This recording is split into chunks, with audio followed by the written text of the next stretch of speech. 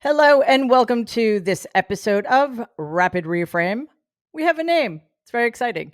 So we're going to dive right in to our clips, which feature the unbelievable, extraordinary, jubilant rally held in Philadelphia yesterday, in which Vice President Kamala Harris introduced her running mate, Tim Walz, to the American people. What a night. See you on the other side.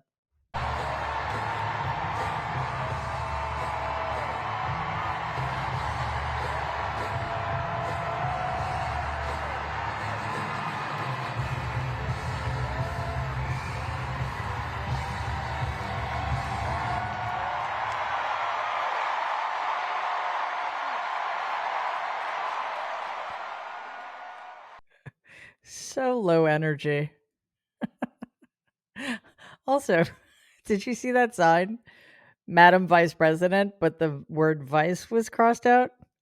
I need that t-shirt. Uh yeah, the other thing too is that Kamala Harris is going to be able to get music from anybody she wants, probably.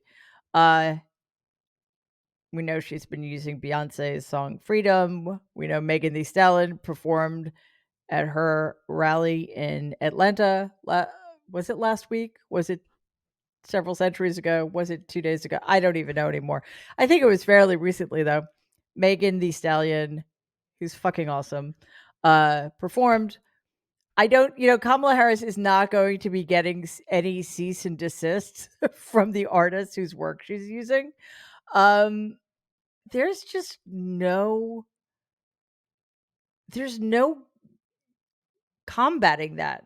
If you're the other side, right? They're just not. We now know that her event in Michigan, they put out an announcement and people were able to write in to secure a ticket. 47,000 people responded. 47,000 people. So now they're scrambling to find a venue that's big enough. I don't think even at the height of his, I don't know, popularity, if that's a word you could use to describe Donald. I don't think even at the height of the insanity surrounding his campaign in 2016, he was able to get that many people. Like that's like the Who in the early 70s. I know some of you would prefer that I said Rolling Stones or something, but the Who is my band. So that, you know what that is? That's joy. That's optimism. That is wanting to be there while history is made. And we've got all of that on our side. And Donald has Kyle Rittenhouse, who, by the way, last week he didn't have because Kyle Rittenhouse, murderer and baby fascist, announced that he was not going to support Donald anymore for reasons who cares, because it's Kyle Rittenhouse. But then he changed his mind. Why? Because he saw the light? No, because Donald Trump's campaign team went begging to him. So when you're in a position of having to crawl on your knees to Kyle, like a dog, as Donald would say, to Kyle Rittenhouse to get his endorsement back, I'd have to say that, things aren't going well for you, and I'm pretty sure they're not going to get any better. In fact, when you compare his resume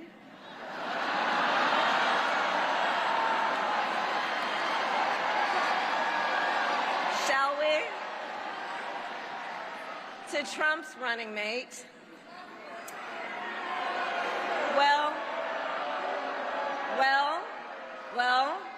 some might say it's like a matchup between the varsity team and the JV squad.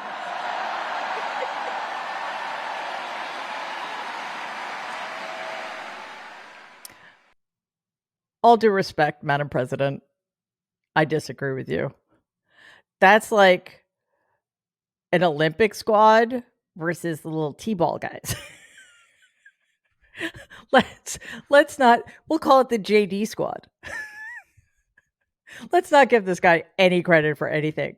Like, he doesn't have a resume. He's been a senator for like 5 minutes, and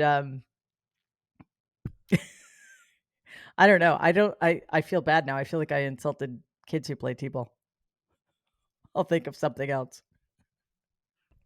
Before we get to the next clip, I really appreciate it if you took a second to click the subscribe button. We are on a mission here at Mary Trump Media to get to 100,000 subscribers as soon as humanly possible. It doesn't cost anything. It just means you are going to be alerted every time new episodes drop. So thank you very much. And on to the next clip. To look the next President of the United States in the eye and say, "Hello, Madam President. I am too, so let's get to work."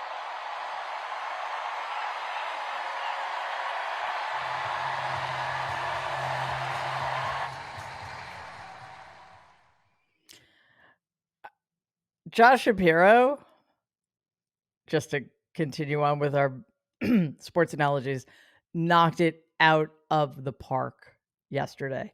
Oh, man.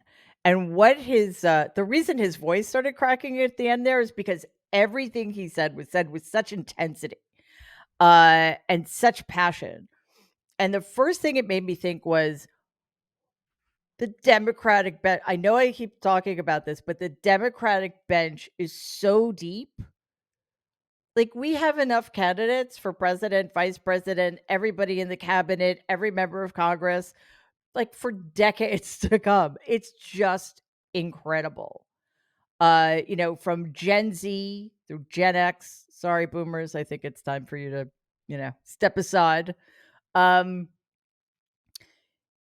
other thing it made me realize, and I wasn't paying too much attention to the whole VP thing because I knew enough about all of the potential running mates to know that I would be happy with any of them. I don't think any of them had any seriously worrisome downsides at all. I'd have to say I think Tim Walz doesn't have any downside. So, hence he checked all of the boxes. But Josh Shapiro is a brilliant politician. He is going to help us get Pennsylvania. And, I don't know him, obviously. Like, I've heard that the fact that he's slick could potentially problematic.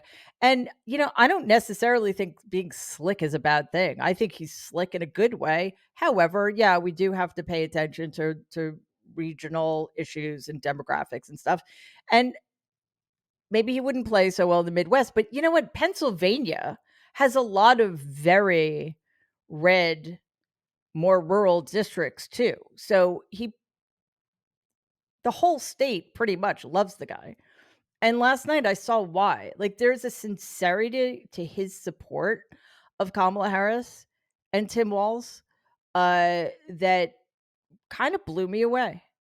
And that's the thing about, well, one of the many things about what we see unfolding here is all of these people who were, theoretically in competition in the sense that, only one of them could be chosen for this spot to run with Kamala Harris. They all seem genuinely to respect each other, to support each other, and they all are clearly 100% all in making sure that Kamala Harris is our next president. And I defy the Republicans to come within 20 billion light years of that. You just don't have it. I got to tell you, pointing out just an observation of mine that I made. I just have to say it. You know it, you feel it. These guys are creepy, and yes, just weird as hell. That's what you see. That's what you see.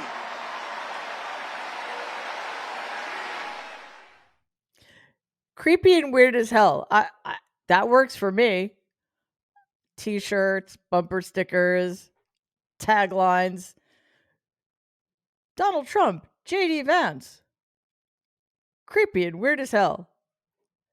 I mean, many other things also. Um, but I'm glad that he's added the word creepy because weird was getting a little bit overused. And again, I think being weird is, well, I'm just, being defensive perhaps, but I think it's good to be weird in a particular way. So I think it's good to point out that the kind of weird we're talking about here is creepy weird, um, unnerving weird, dangerous weird, um, don't go into that alley weird, right? So for soon to be Vice President Walz to continue pulling that line out, especially in the context of all of the other things he's bringing to the table. Thanks, Dad. No, that's so. Speaking of creepy weird, he's like a year older than I am, so I should probably stop saying that. But he does have that kind of like. He's like, you know what he's like? He's like a walking hug. So I love it. Could you imagine? Seriously, sorry. No, it's okay. Just like, could you imagine? Like JD Vance? Like nobody wants to be hugged by JD Vance or Donald Trump. Like there literally aren't enough vaccinations or immunizations on the planet to make that seem like a good idea. And by the way, even if there were, they're trying to outlaw them anyway. So, it's just better. Stay away. And make no mistake, violent crime was up under Donald Trump.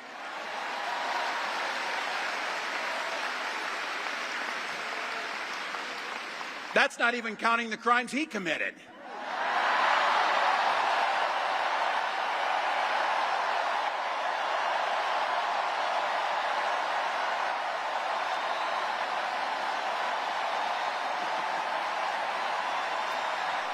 Great punchline. Great punchline. But my favorite part of that, though, was at the very beginning when he said it, was Vice President Harris trying mightily not to burst into uncontrollable laughter. That was my favorite part. But, sometimes the reason jokes work is because they also have the benefit of being true. I can't wait to debate the guy.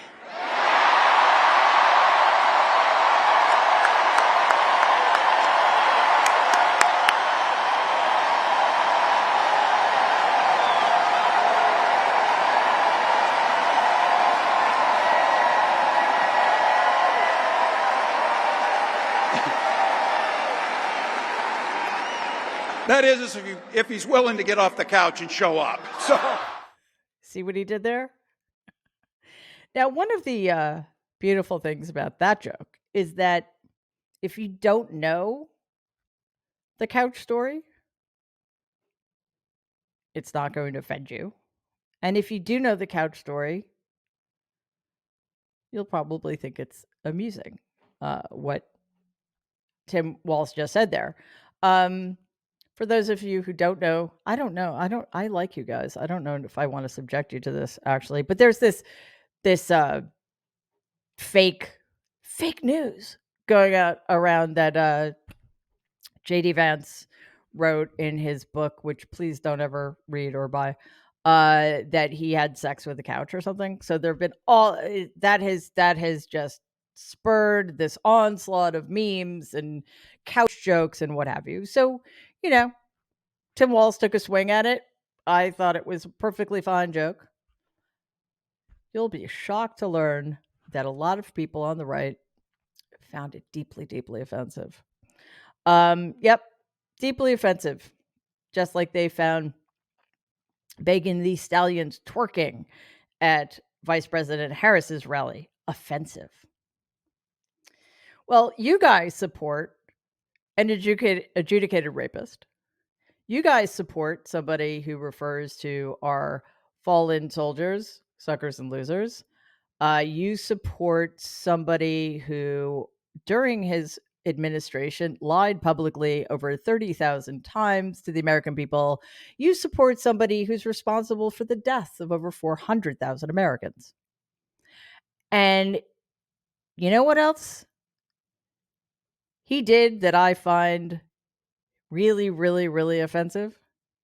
He incited an insurrection against his own government. So if you find that joke offensive, you need to fuck all the way off. Thanks for joining me today. I love those clips. I love that rally. And something tells me we are going to see much, much more of the same. Again, if you would please, if you haven't already, click the subscribe button. We really want to get to 100,000 subscribers by the end of this week would be fabulous. Also, like the episode, assuming you liked it, and share it with anybody you think might enjoy our content. I appreciate all of you so much. I will see you next time. Thanks.